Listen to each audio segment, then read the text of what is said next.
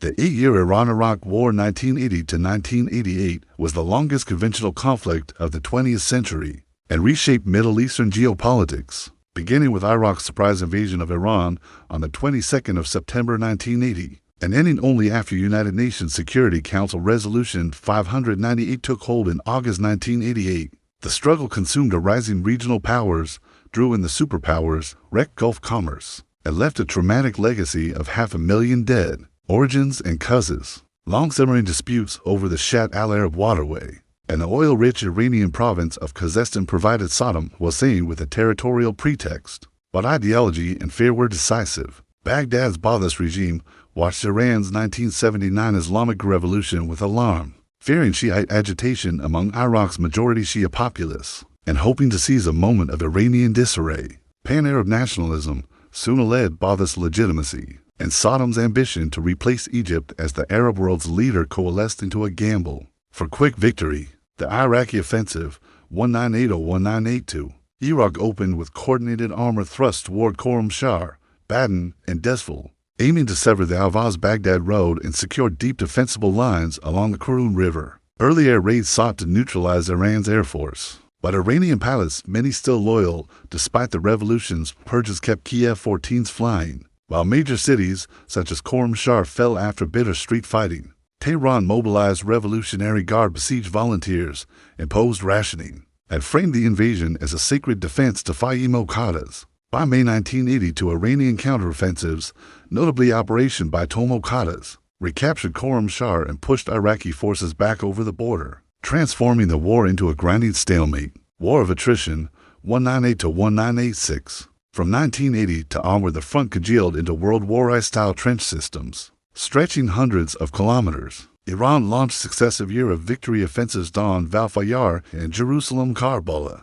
Operations hoping to topple Saddam via sheer manpower. Human wave assaults by Revolutionary Guards incurred immense casualties, but failed to break Iraq's prepared defenses backed by deep minefields and Soviet-supplied artillery. Baghdad responded with mass artillery barrages and, crucially, with mustard gas and nerve agents, tactics that exacted horrific tolls on Iranian infantry while escaping meaningful international sanction. Chemical weapons and superpower involvement.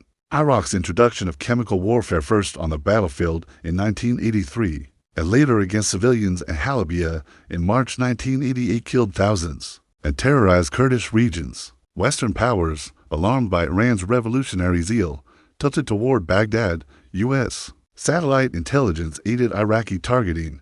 French super-attenders delivered Exocet missiles, and Gulf monarchies underwrote billions in loans. Iran, isolated and under embargo, relied on North Korean rockets, Chinese Silkworm anti-ship missiles, and clandestine European spare parts networks to keep its aging U.S. equipment operational. The tanker war and the wider Gulf. Unable to penetrate defenses on land, each side struck the opponent's oil lifeline. Beginning in 1981, Iraq bombed tankers bound for Iranian ports, prompting Tehran to retaliate against ships trading with Iraq and its Gulf financiers. This tanker war escalated in 1984 to 1988.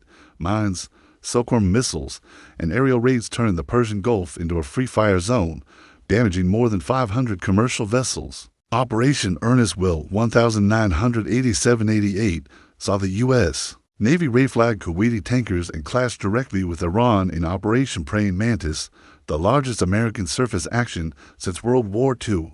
The naval theater globalized the war and underscored how commerce and oil security intertwined with superpower patrimony, human and economic cost. The fighting consumed an estimated 500,000 lives, perhaps 200,000 Iraqis and 300,000 Iranians, with over 1 million additional wounded or disabled. Chemical agents alone caused more than 100,000 Iranian casualties, whose respiratory ailments endure today. Direct war expenditure, lost oil revenue, and infrastructure destruction approached U.S. $500 billion, forcing both states into crushing foreign debt. Iraq's obligations to Gulf creditors would later motivate its 1990 invasion of Kuwait, while Iran's battered economy entrenched wartime command structures and Revolutionary Guard. Economic clout, ceasefire, and Resolution 598. By 1986, Iran's offensive stalled on the Basra approaches. Iraqi counterattacks in 1988 bolstered by renewed chemical barrages. An improved command recaptured the Alfu Peninsula and penetrated Iranian Kurdistan. Exhausted manpower, collapsing currency, and relentless missile exchanges against cities, the so-called War of the Cities, pushed Ayatollah Khomeini to accept the UN-brokered ceasefire. On the 20th of July 1988, which took effect on the 8th of August, no formal peace treaty followed. The border reverted largely to pre-war lines, leaving many POWs unreleased for years. Legacy. Strategically, the war preserved the regional status quo yet upended security calculations. Iran emerged ideologically resilient, its revolutionary guards institutionalized, and its doctrine emphasizing asymmetric tactics and missile deterrence. Iraq gained little territory, but built the region's largest, most battle-hardened army capabilities soon turned against Kuwait. Gulf Cooperation Council states accelerated U.S. basing agreements, while global non-proliferation regimes tightened though delayed for Halabja's victims. Above all, the conflict demonstrated how sectarian anxieties, oil economy interdependence, and great power patronage could combine to prolong war well beyond rational gains, a lesson still echoing across the Middle East.